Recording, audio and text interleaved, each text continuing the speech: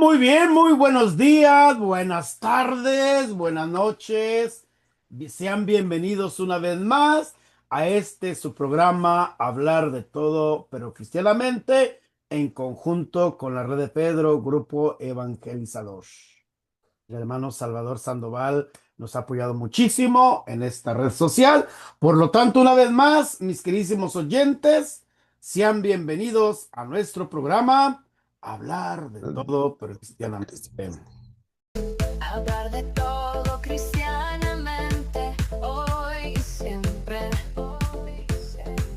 Es nuestro lenguaje y con la Biblia, con el catecismo y la doctrina católica.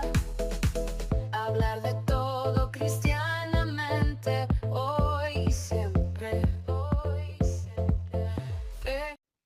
Vamos a pedir al Espíritu Santo que nos ilumine para seguir adelante en esta gran misión. Ven, Espíritu Santo, póstrate en nosotros a través de tus 7 dones. Fluye en nuestra mente, en nuestro corazón, en nuestro entendimiento, para que a través de ti podamos hablar cosas para el bien de la humanidad que tanto lo necesitan. Hoy más que nunca necesitamos un nuevo Pentecostés, donde tú te hagas presente en todo el mundo y que esa paz se haga realmente verdadera. Tú, que siendo Dios, vives y reinas por los siglos de los siglos. Amén. Amén, amén. Espíritu Santo, fuente de luz. Ilumínanos. Espíritu Santo, fuente de luz. Ilumínanos. Bienvenidos una vez más a nuestro programa a hablar de De todo, pero todo, pero cristianamente. cristianamente. Bienvenido, hermano Salvador. Gracias, Padre. Muy buenos días, buenas tardes, buenas noches. Aquí estamos desde la bella perla tapatía de Guadalajara, Jalisco, México. Y pues transmitiendo con mucha motivación porque estamos esperando el Espíritu Santo este próximo sábado para amanecer domingo. Se han completado 50 días de que recordamos que Jesús resucitó. Así es, Padre. Es la fe y la esperanza, ¿verdad? En la Así es. resurrección de Jesucristo nuestro Señor. Hoy vamos a hablar, Padre, dos puntos importantes a lo que me hacía referencia a usted el otro día, y es de la cuestión del descanso en el espíritu. Vamos a volverlo a retomar. Ya lo habíamos hablado hace un año, pero con varios carismas. Hoy nos vamos a enfocar a este carisma muy raro en la Iglesia Católica, pero es más antiguo de lo que pensamos a veces. No más que quizás no lo habíamos visto desde esa perspectiva. También vamos a hablar un poquito de lo que son los grupos de oración y cuáles son las partes esenciales de un grupo de oración. Creo que es muy importante porque hoy en día hay mucha confusión con todo esto, pero vamos a abordarlo. ¿Qué le parece? Adelante, adelante. Bueno, pues vamos a comenzar con lo que llamamos el descanso en el espíritu. El descanso en el espíritu. En las Sagradas Escrituras encontramos muchas citas bíblicas, bueno, no muchas, sino varias citas bíblicas que hablan de este carisma medio raro. Y una de ellas la encontramos en el libro del profeta Samuel, capítulo 19, donde dice que el rey Saúl es el primer rey de Israel. Él, en cierta manera, se había hecho rey de Israel. Bueno, hay otra vez repetir lo mismo, pero él tenía una persona que en cierta manera él tenía mucho celo de esta persona, y era el rey David. Y a raíz de del reinado de Saúl hubo varias cosas que a Dios no le gustaron y lo rechazó, lo desechó. Entonces Dios escogió al rey David como nuevo rey de Israel, pero como estaba vivo todavía el rey anterior, no podía tomar el trono. Esa es una de las cosas muy curiosas de Dios, ¿no? Pero el rey David, desde muy joven, dice que el profeta Samuel fue y lo ungió a Belén de Éfrata, y pues se encontró ahí a los hermanos, pero dijo, no, Dios no me mandó a ungir a ellos, sino a alguien más. Y el Jesse le dice, tengo otro hijo, está cuidando el rebaño, quizás vaya a ser él. Bueno, dijo, tráelo, no, tráelo. Bueno, no le dijo que sí iba así, no sabía la intención con que iba el profeta. Y cuando lo lleva, el Señor le dijo, este es, y lo ungió. Era un niño yo digo que unos 12, 13 años, y pues vemos que Dios lo empieza a usar de una manera maravillosa, pelea con el gigante Goliat, llega a estar al servicio de Saúl a raíz de que él había rechazado a Dios desobedeciéndolo. Un espíritu lo atormentaba y David le tocaba el arpa. Bueno, pero más adelante David, a raíz de varias circunstancias, huye porque sabía que Saúl estaba en contra de él, lo quería matar porque como que Saúl sabía que este hombre iba a tomar su lugar después. Y, pero David no tenía esas intenciones, era tan inocente, tan sin tanto orgullo, sin nada, él no le preocupaba eso, pero él dice que se va y se refugia en la escuela de profetas. La escuela de profetas eran un grupo de hombres que estaban llenos de Dios, y cuando ellos alababan a Dios, el Espíritu de Dios descendía. Saúl ya había estado con esto, porque cuando lo ungieron rey fue una de las características que tuvo, y caía en trance profético, así se le llama, es un trance profético. Pero el rey Saúl sabe que está en Ramá, con la escuela de profetas, o sea, David estaba ahí, y manda una legión de soldados para sacarlo y traérselo, pero el Espíritu de Dios descendió sobre los soldados y empezaron a profetizar. En el Antiguo Testamento la palabra profetizar es algo muy parecido a lo que llamamos nosotros el don de lenguas. Yo así lo he entendido porque hablaban las maravillas de Dios, ese era el don de profecía en ese tiempo.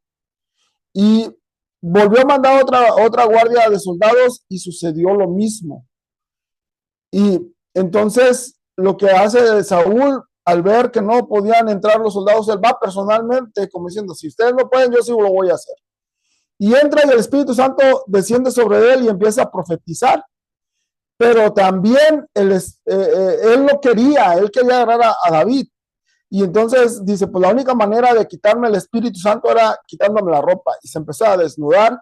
Y en ese momento el Espíritu Santo lo toma y cae al suelo inconsciente durante un día y una noche. Mientras David huye. Son cosas interesantes para que vean aquí un preámbulo sobre el descanso en el Espíritu. Quizás encontramos más citas bíblicas en el Antiguo Testamento, por ejemplo, en los profetas. Por ejemplo, en el libro de Daniel dice así, se acercó al lugar donde yo estaba, o sea, el ángel, y cuando llegó me aterroricé y caí de bruces. Y me dijo, hijo de hombre, ¿entiende la visión? Se refiere al tiempo del fin. Mientras él me hablaba, yo me desvanecí, rostro en tierra. Él me tocó y me hizo incorporarme donde estaba. O sea, Daniel estaba oyendo profecías sobre el fin de los tiempos, y al momento que el Espíritu Santo entra, yo pienso en él para poder estar en esta visión. Dice que él se desvaneció, él quedó en cierta manera como desmayado. Y esto le sucede después en otro capítulo, en el capítulo siguiente, dice el profeta Daniel, dice, oí al son de sus palabras y al oírlo caí desvanecido rostro en tierra. En esto una mano me tocó haciéndome castañar mis rodillas y las palmas de mis manos, es decir, temblaba. Y me dijo, Daniel, hombre de las predilecciones, comprende las palabras que voy a decirte e incorpórate, porque yo he sido enviado ahora donde ti, al decirme estas palabras, me incorporo temblando. Entonces, otra vez le vuelve a suceder lo mismo al profeta. O sea, son cosas curiosas que en los grupos de oración hoy en día hay personas que cuando reciben el Espíritu de Dios, empiezan a temblar o caen inconscientes. Entonces, esto ya tiene una base en la Sagrada Escritura. Hay otras citas bíblicas, por ejemplo, en el capítulo 28, verso 4, dice que cuando Jesús resucitó, dice que los guardias atemorizados ante él se pusieron a temblar y se quedaron como muertos al resucitar Jesús. Quedaron como muertos.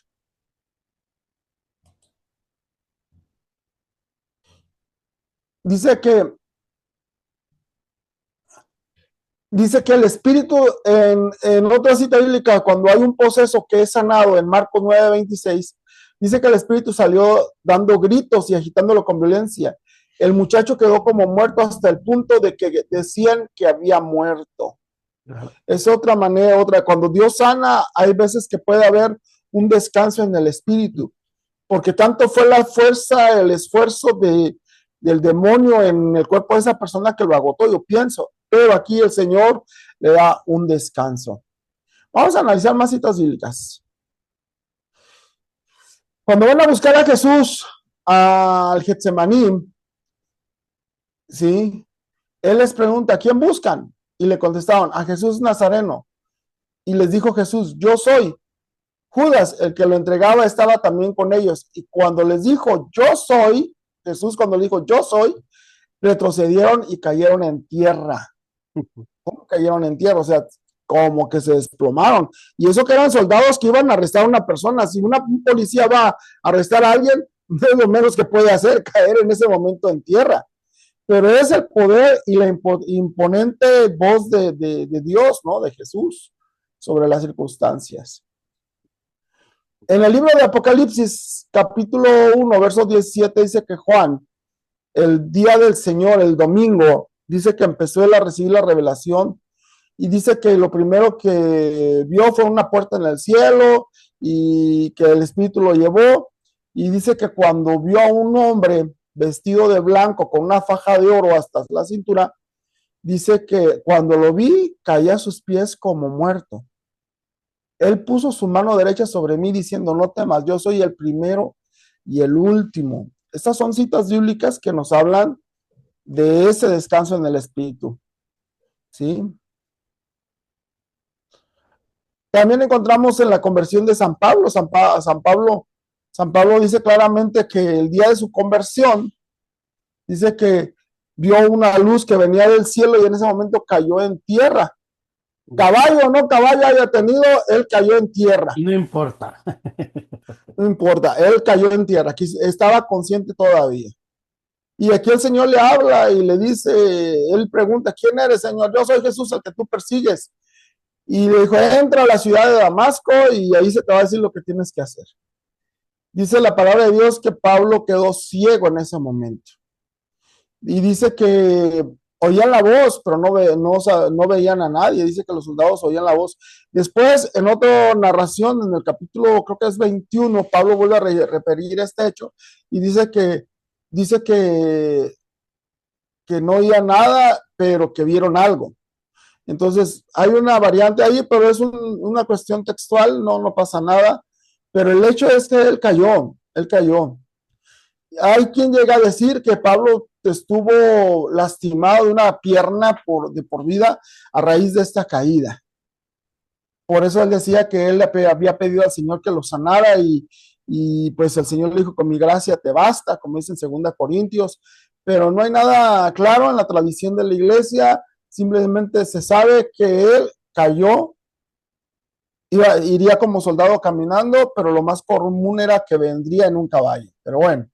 Entonces aquí encontramos, pero dentro de la tradición de la iglesia encontramos santos que ellos tenían éxtasis y descansos en el espíritu. Es muy común, por ejemplo, Santa Teresa de Ávila, San Juan de la Cruz, San José de Cupertino, San Catalina de Siena, Santa Gemma Galgani, Santa Verónica de Giuliani, San Felipe Neri, Beata Ana Catalina Emmerich, Sor Faustina Kowalska. Ellos tenían lo que se llaman los descansos y los éxtasis. ¿Qué diferencia hay entre una cosa y otra? Un descanso en el espíritu es que la persona se apaga en ese momento como si fuera una computadora. A mí me ha pasado que yo cuando estoy arreglando una computadora, lo más común que se hacía antes, hoy ya no es lo correcto, pero si una computadora estaba dando problemas, estaba lenta o se trababa, lo primero que había que hacer había un botón especial que era el reseteo, y lo apretabas y ordenaba a la computadora apagar, porque no había otra manera de apagarla. Entonces era una manera de cortar la electricidad y desconectarla. Yo pienso que Dios hace lo mismo cuando una persona tiene tantos problemas, tantas emociones, tantas cosas. Llega un momento que se ocupa un descanso, un respiro, y como que el Espíritu Santo sabe eso, y en ese momento Él no es que muramos, simplemente le ordena al cuerpo, el Espíritu Santo, parar varias cosas mentales y quedar en un descanso, un relax, como decimos nosotros. ¿Qué es un éxtasis? Éxtasis es un estado en donde los místicos entran en un proceso de meditación tan profunda que se deleitan tanto que se les olvida el exterior. A mí me preguntan que si cuando hay un descanso en el espíritu, las personas están conscientes. Yo lo que he sabido, llega un momento en que sí y hay momentos en que no. Yo quiero pensar que las personas, depende de la persona, hay personas que pueden estar conscientes en un descanso en el espíritu, porque no es caer muerto ni caer dormido. Pero hay personas que llegan a decir que pierden totalmente la noción de lo que sucede alrededor. El Espíritu Santo actúa como Él quiere y como cuando Él quiere. Ha habido veces que las personas caen sin que alguien les toque. A mí me ha tocado eso, que sin saber, estaba exponiendo un tema a un hermano muy, muy querido mío, estoy hablando de más de casi 40 años. Y yo en ese momento me acuerdo que iba mi esposa conmigo, en esa era mi novia, y fuimos a un retiro. Y él empezó a predicar y fuerte, y empezó a hacer la oración. Y en ese momento, sin que nadie me tocara, pum, caí desvanecido hasta el suelo. Varias veces me ha tocado ver gente también que en una reunión de oración se caen al suelo. Me ha tocado ver otras ocasiones en donde el sacerdote o el líder de la comunidad ora por las personas y se desvanecen. Pero también me ha tocado ver casos de fraude, ¿eh? También eso es una cosa del discernimiento. Hay hermanos que buscan el punto de equilibrio en la posición para tumbarlos. Eso es una blasfemia y es achacarle cosas al Espíritu Santo que no son. Cuídense de esto. Esto se da muy comúnmente en gente que quiere exhibirse. Perdónenme, padrecitos, hay padrecitos que también hacen esto, pero lo correcto es, déjense que el Espíritu Santo lo haga y no lo humano, no las leyes físicas, que haya cuestiones correctas. Ha habido casos donde ha habido accidentes. Yo me acuerdo hace tiempo, hubo un matrimonio ya mayor y no sé cómo estuvo la situación de que una persona oró por ellos y como que los aventó y la señora se lastimó la espalda y se fracturó una vértebra. Tenía osteoporosis. Entonces hay que ser bien cuidados. Cuando Dios hace estas cosas, Él lo primero que cuida es la persona, no le pasa nada. Por eso, Entonces, Chavita, no sé si ahí en la comunidad de San Miguel los intercesores estén atrás de la persona para el momento que vaya a haber descanso en el espíritu, la misma persona les apoye. Yo conozco a un hermano sacerdote zacatecano que hace esto y tiene su equipo y están atrás de la persona por si hay sí, descanso en el espíritu, cae y lo acogen y lo dejan en el suelo, ¿no? también para esto, sí, y otra de las cosas que debe de haber es hermanas que tengan algo para cubrir, porque al momento de caer pueden descubrirse ¿cómo se dice? Su vestido, Su su vestido, entonces blusa. para cubrirla, sí. Sí, en los lugares siempre hay hermanos que están listos para esto, porque pues, la persona puede caer hasta abajo y puede lastimarse, entonces tiene que haber alguien que esté soportando. Sí, pero el carisma tiene que ser tener mucho discernimiento. Aquí en Guadalajara no Muy se da cuidadoso. mucho, ¿eh? Aquí en Guadalajara los carismáticos cuidan mucho eso, pero se da, o sea, se da. Entonces, vuelvo a repetir, yo la verdad no conocía este carisma hasta que fui a Estados Unidos. Depende cómo se mueve el Espíritu Santo en las comunidades, es como la gente trabaja. Por ejemplo, aquí era más común los dones de lenguas que el descanso en el Espíritu. En cambio, allá en Estados Unidos me tocó ver más comúnmente en las misas de sanación el descanso en el Espíritu, toda una comunidad completa caída. Claro. Hay un hermano, tristemente no es católico, hace muchos años, él nomás con levantar la mano se caía la gente. Había al principio en la renovación un sacerdote yo pienso que ya murió. Darío Bentarcur. Rociaba, no, más antiguo que él. Estamos, Ok. bueno, no tan antiguo, pero estamos hablando de los años 70, que cuando comenzaba esto, hasta había programas de televisión donde él rociaba con agua bendita y la gente caía. O sea, ni siquiera los tocaba, con la pura agua bendita. Me tocó hace muchos años un sacerdote en la confesión que antes de dar la absolución oraba por el penitente y sin tocarlo, y caía la persona a los pies del confesor. Eso fue muy común en una comunidad que yo estuve, es más, yo estuve con este sacerdote, a mí me tocó esa experiencia también, y fue muy sanadora, la verdad, fue muy sanadora. No, evito nombres para evitarle, si vive todavía, pero había colas, es más, la comunidad donde él estaba lo tuvieron que esconder porque la gente lo buscaba. Somos muy dados a buscar la gente de este tipo. Bueno, padre, pues esto es lo que yo tengo sobre el descanso en el espíritu. Y si te toca esto, déjate guiar por el espíritu. Si es el Señor, déjate guiar. Él tiene cosas muy interesantes. Quizás te va a revelar algo, quizás te va a tocar, te va a hacer descansar en las cosas del Señor. Yo sé que hay padrecitos, perdónenme, hay sacerdotes que no creen en esto. Yo los respeto, pero yo a la experiencia que tengo, yo sé que es verdadero porque desde 1979 que ando en esto, me ha tocado verlo y me ha tocado vivirlo. Entonces a mí no me pueden decir que es Que un no es fraude, un chasco, importante. porque yo no puedo mentir a lo que yo me ha tocado. Hay personas que me han dicho, no, es que el don de lenguas es un fraude, es una charlatanería, se hacen tontos. Yo recibí el don de lenguas cuando tenía 13 años, yo estaba en un retiro y a mí me tocó en cierta manera que el Señor me tocara, tuve una visión y en ese momento empecé a hablar en lenguas, no podía controlarlo. Había el sacerdote que estaba ahí en el retiro, no me dejarán mentir si hay algunos que se acuerden, yo no creo que ya haya hermanos que se acuerden de esta experiencia de mi retiro, porque fue muy privado, la verdad, pero este sacerdote nos impuso las manos y yo vi claramente como una nube en la cual vi al Señor, lo vi porque le vi las llagas y yo le dije, Señor, y en ese momento, Salvador, yo morí por ti, resucité por ti, quiero que vayas y prediques a mis hermanos. Desde ese momento, 1979, yo estoy en estas ondas del Señor.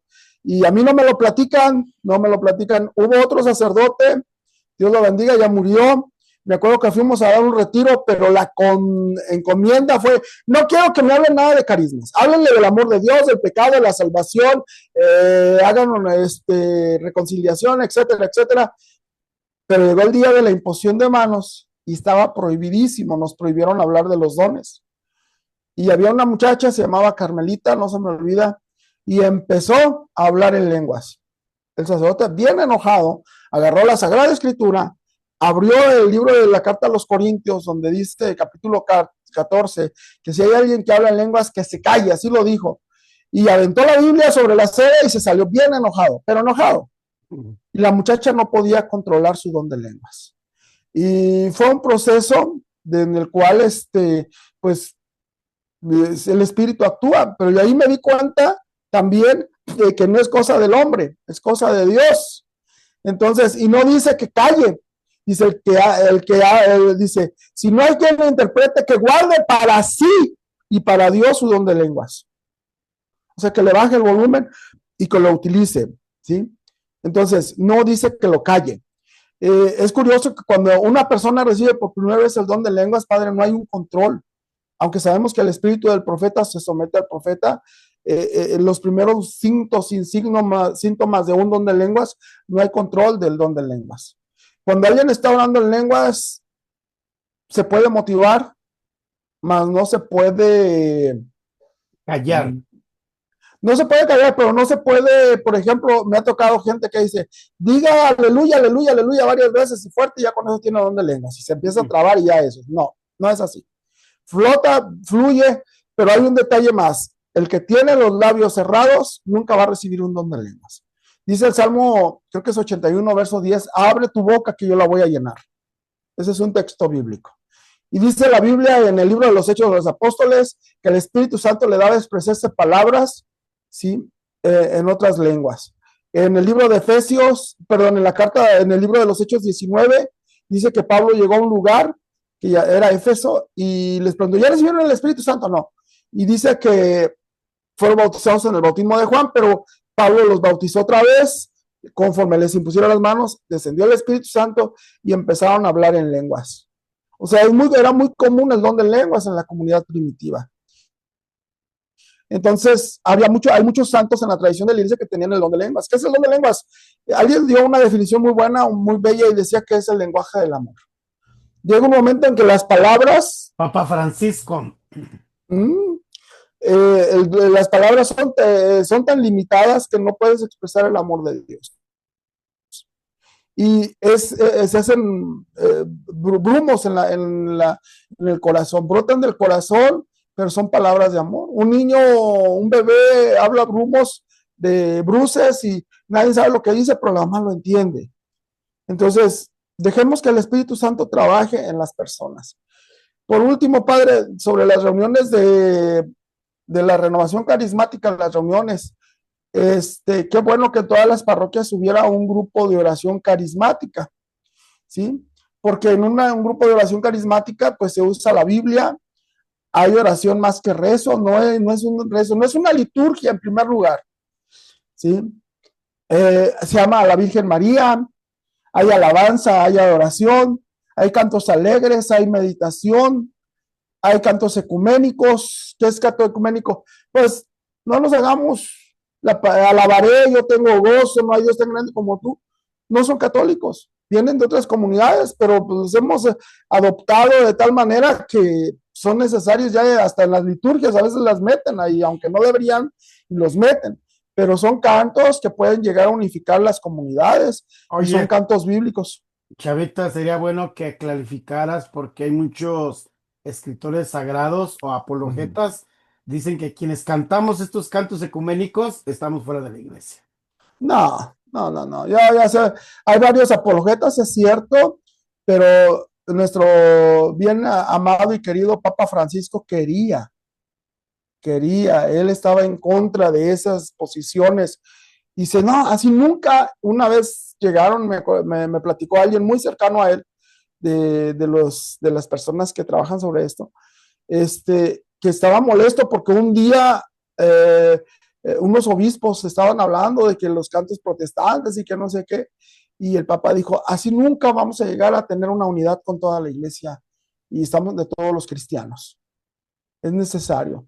Entonces, el Papa es uno de los que debe de ver todo esto y es uno de los que se canta, ellos cantan también en cierta manera, porque, por ejemplo, el Papa Francisco en Argentina llegó a cantar varios cantos de estos, por eso lo habla. Pero sería el problema de esos cantos, padre, es que no son litúrgicos y no se debe utilizar en una liturgia. Los cantos litúrgicos hay que respetar la liturgia, la misa, los sacramentos, etcétera. Esos son cantos de reuniones de oración. Y han nacido del pueblo y para el pueblo y en el pueblo. Ahora, si alguien me llega a decir, es que esos cantos no se pueden usar en un grupo de oración, perdóname, es que usted desconoce un documento de la iglesia que se llama Unitatis Reintegrato, capítulo, creo que es el número 4, que dice que la iglesia debe ver los tesoros que el Espíritu Santo ha puesto en las comunidades no católicas para el bien común de la iglesia. Y estamos hablando de los cantos. Es común que, por ejemplo, voy a decir nombres, Jesús No lo Adrián digas. Romero, Ok. bueno, ya lo dije, y otros cantores no católicos van a iglesias católicas a cantar cantos. Ahí es más, hasta el Vaticano.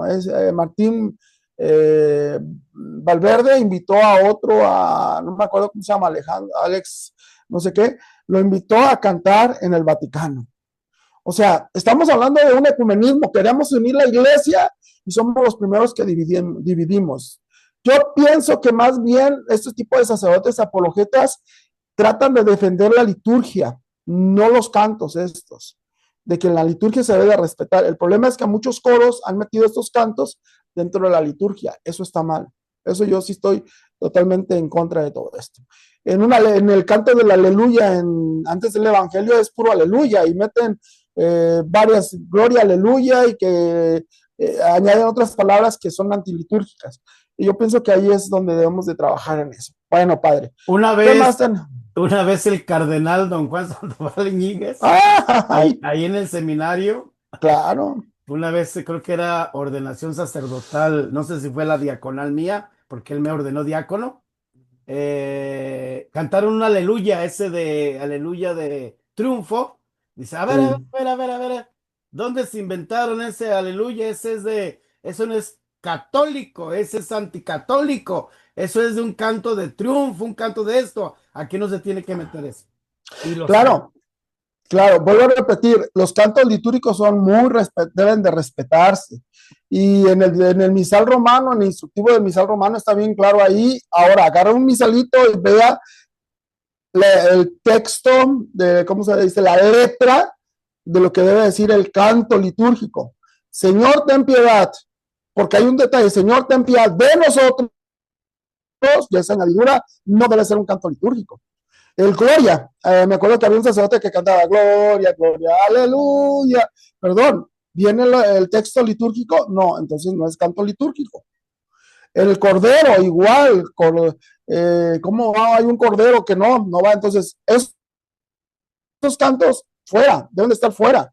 Debemos de respetar la liturgia. Padre, expresión corporal. En los grupos de oración tenemos mucha expresión corporal. Y hay gente que dice, ay, no hay que levantar las manos, no hay que postrarse, no hay que esto. Perdón, pero los monjes benedictinos, los monjes cartujos, etcétera, son monjes que expresan, los carmelitas, que se postran, que adoran. Esa es una cuestión muy católica, ¿sí?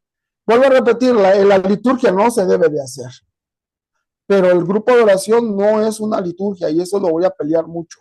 No es una liturgia. ¿Qué es un grupo de oración? Esto es lo que se hace. Ya lo tienen aquí en la pantalla, ¿sí? Entonces, esto es una oración con cantos, con alabanza, ¿sí? Y eso es lo que debe de ser. Uso de carismas también dentro de la reunión de oración, ¿sí? Puede hacerse en una casa o en un templo. Que bueno fuera que fuera en el templo.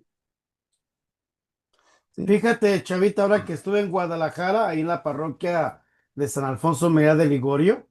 Fue algo Ujú. importante, algo interesante, porque había comunidades de oración. Eran esas comunidades de oración Kairos, ¿no? Esas comunidades de Ajá. oración donde hacíamos esta parte. Y era tan bello, porque participábamos 50, 70, 80 personas. Así, Así como las comunidades de base que la CEPS, el gran santo Arnulfo Romero hizo, ¿verdad? sí, Comunidades que vienen de Centroamérica. sí. Así es, padre. Mire, aquí tengo un esquema de cómo se lleva una reunión de oración, pero vuelvo a repetir, no es una liturgia. Solamente estoy poniendo como las partes importantes de una reunión, pero no es que tiene que ser totalmente así. Ujú. Si van a empezar un grupo de oración, una reunión de oración, lo correcto es que se dejen guiar por el espíritu, porque cada comunidad va a dar diferentes cosas. Entonces, si empezamos a hacer esto, puede llegar a convertirse en una mini liturgia que no es lo sano. Lo correcto es una bienvenida, una animación, pedir Espíritu Santo, acción de gracias, lectura de un salmo, responder a la palabra, leer el Evangelio, alabanzas carismáticas, perdón, alabanza y carismas, peticiones, testimonios y despedidas. Son las partes que puede llevar una reunión de oración. Pero vuelvo a repetir, no es una regla o pasos a seguir completamente. Por ejemplo, nosotros en la reunión tenemos menos de una hora y pues damos gracias, cantamos, compartimos la palabra y ya no tenemos tiempo a veces más que para hacer una oración final y punto, y se acabó. Entonces no seguimos totalmente un esquema litúrgico, un Tal cual. esquema de oración. Ahora, hoy en día se ha roto lo que es las reuniones de oración, porque mmm, las asambleas de hoy no era como eran hace 40 años cuando yo las conocí. Hoy en día es mucha alabanza, mucho ruido, muy poca y poca oración, pero una buena predicación. Y al final orar por las demás. Eso es como un culto protestante. Creo que nos hemos salido de la línea de los grupos de oración. Y eso lo estoy viendo en donde quiera. No sé, pero en los años 80 como que cambiamos toda esta situación y hemos hecho como mini cultos protestantes. Hay que tener mucho cuidado en esto. Vuelvo a repetir, va uno a una reunión de oración hoy en día, a una parroquia, a una comunidad, y empiezan con mucha alabanza, brincan, saltan y alaban al Señor y que esto y que lo otro, y luego ya brincan a una predicación, y luego a una oración por los demás, o oran por las personas, y eso ya fue una asamblea de oración. No, eso no es una asamblea de oración. Pero vuelvo a repetir, es a veces como los guía el Espíritu Santo. Lo correcto es que en una reunión de oración la persona aprenda a orar, cada uno de ellos. Yo me acuerdo en mi comunidad éramos más de 60 personas y había un momento para dar gracias y todos orábamos, leíamos una lectura bíblica de unos 4 versículos y cada quien compartía lo que sentía con esa cita bíblica. Y salíamos nutridos de la palabra de Dios y participamos en una acción de gracias. No era el que estaba al frente que tenía microfonitis. Entonces, yo pienso que tenemos que retomar todo esto, que sea una cuestión reflexiva y de oración en la reunión de oración. Y usar más la palabra de Dios. El Papa Francisco en el 2015, en una reunión que tuvo en Italia con los carismáticos, les dijo claramente, yo me acuerdo que cuando yo iba a sus reuniones llevaban su Biblia, ahora ya no la traen. Y es cierto. Y antes, le vuelvo a repetir, orábamos. Hoy la gente está acostumbrada a que el que está al frente nomás reza, el que tiene el micrófono, pero no hace que la gente dé gracias, que la gente ora, que participe. Y ese es el reto de un grupo de oración. El grupo de oración, yo pienso que un parámetro de calificación es cómo está orando tu gente. ¿Sabe orar? ¿O nomás estás tú al frente para que te vean que tú sí sabes orar? Claro. Entonces, eso es un reto. Sí, padre, ¿cómo ve? Muy bien, Chavita. Ante todo este panorama que nos has presentado, ¿qué autores que manejan esto puedes comentarnos, puedes recomendarnos? Hay Carrillo Alday, está Flores, Pepe Prado, de Pepe Flores, Prado, Flores, está el Barrio Carrillo Alday, Diego Jaramillo, bueno, de los antiguos, hay, ¿quién más? Darío Bentancourt, hay varios sacerdotes en la línea de renovación que tienen manuales de qué es y qué no es. Pepe Prado tiene un libro que se llama Las Asambleas de Oración, muy bueno, trae citas bíblicas para trabajarlas. ¿Qué otro? Estaba viendo uno que no supe quién es el autor, pero hay varios. Necesitamos meternos un día a una librería y empezar a ver qué materiales podemos usar que sean de material carismático. Vuelvo a repetirle, esto es a grandes rasgos y pues qué bueno que pudiéramos llevar en una reunión de oración. Es que depende, creo que en Estados Unidos hay un grupo que se llama Little Rock, también que trabaja con grupos de oración y han crecido mucho en Estados Unidos. Entonces, vuelvo a repetir, pero si vas a empezar a hacer un grupo de oración, lo primero es no tengas miedo, habla con tu párroco, asesórate con él, qué es lo que pide, qué es lo que quiere, pero cuida los lineamientos de los grupos de oración. No es rezo, no es para rezar, no es para leer la palabra de Dios y meditarla en grupo, es para alabar a Dios. Qué bueno que tuvieras un buen guitarrista o una persona que sepa tocar guitarra, y si no, empieza a tocar guitarra, ¿sí? Porque es uno de los ministerios más importantes. Si a mí me preguntaran para una asamblea de oración en una parroquia que se ocupa, la renovación carismática aquí en Guadalajara, no me voy a meter mucho a ellos porque son muy celosos de sus materiales, pero ellos dicen que la renovación a nivel internacional tiene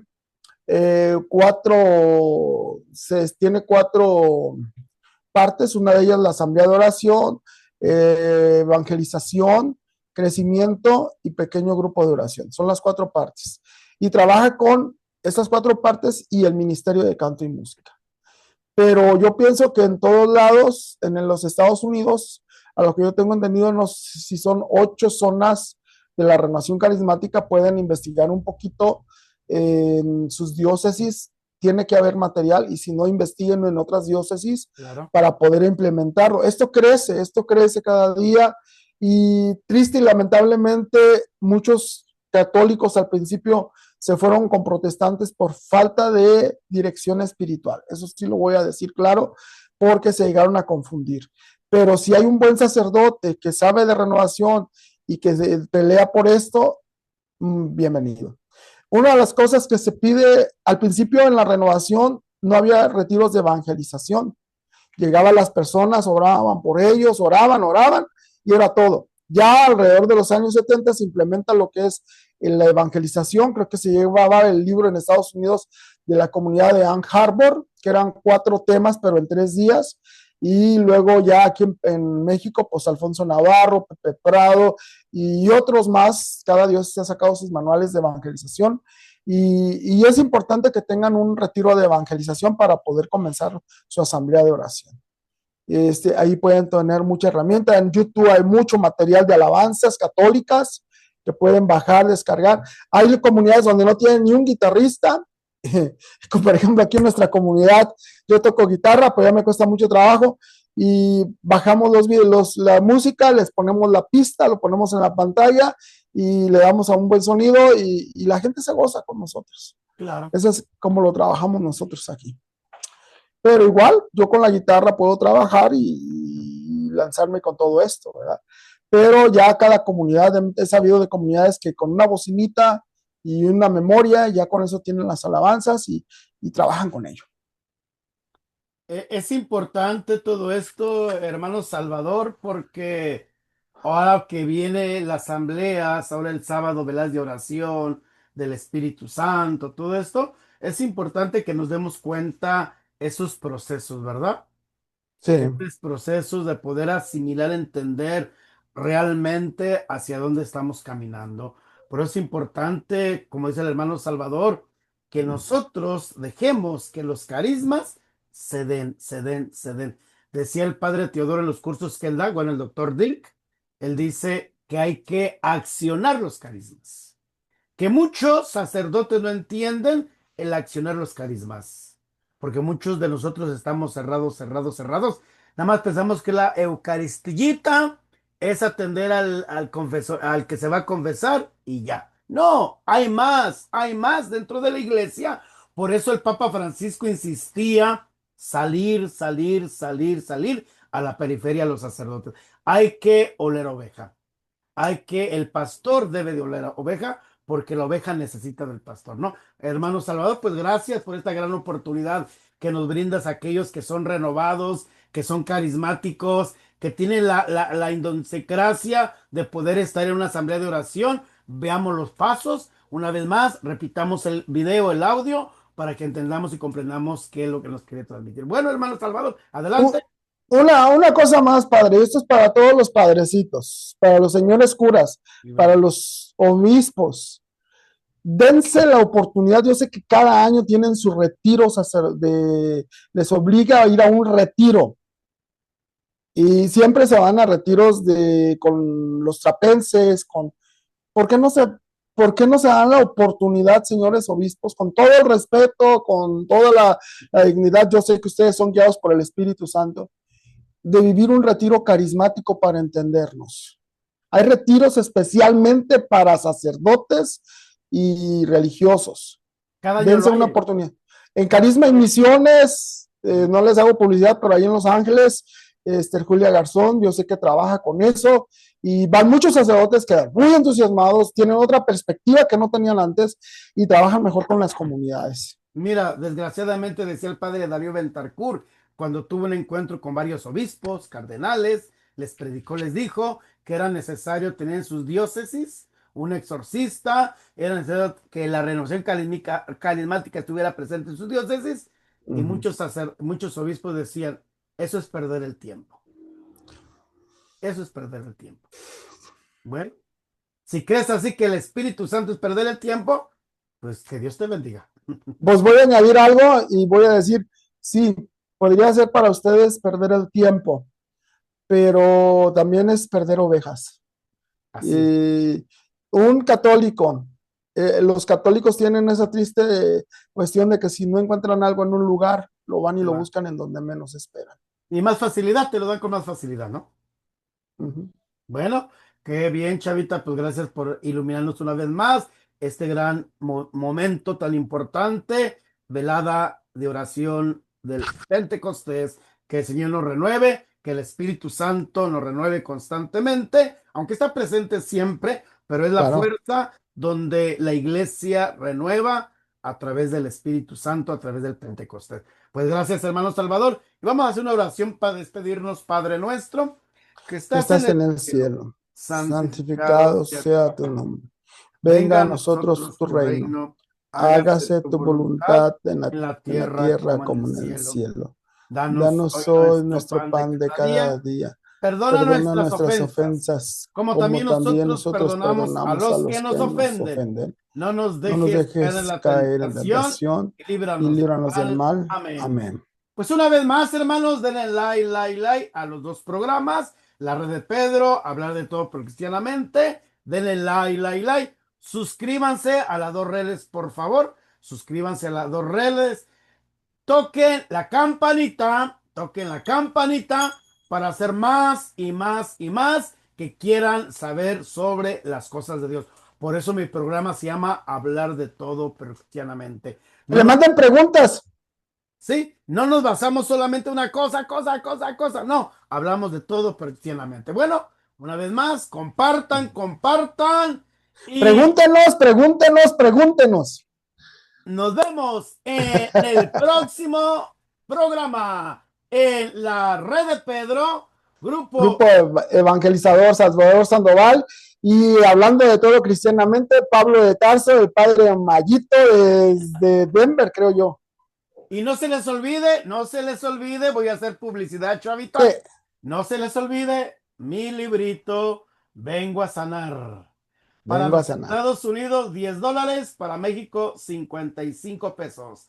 No se les Así es. olvide, porque a través de esto es como evangelizamos. A través de esto nos ayudamos el hermano Salvador que me apoyó en este Ajá. folleto y otros libros que vienen. Entonces necesitamos, apóyenme para que esta obra llegue a todos los rincones del mundo. Vengo a sanar.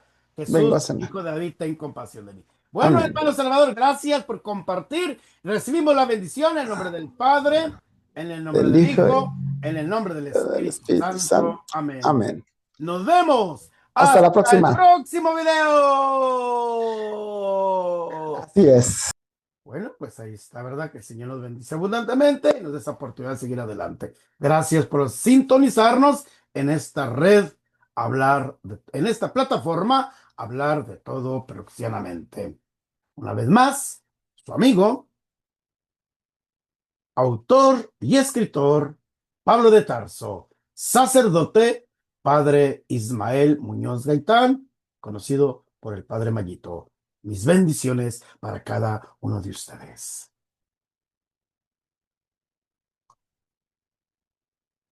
Hablar de todo.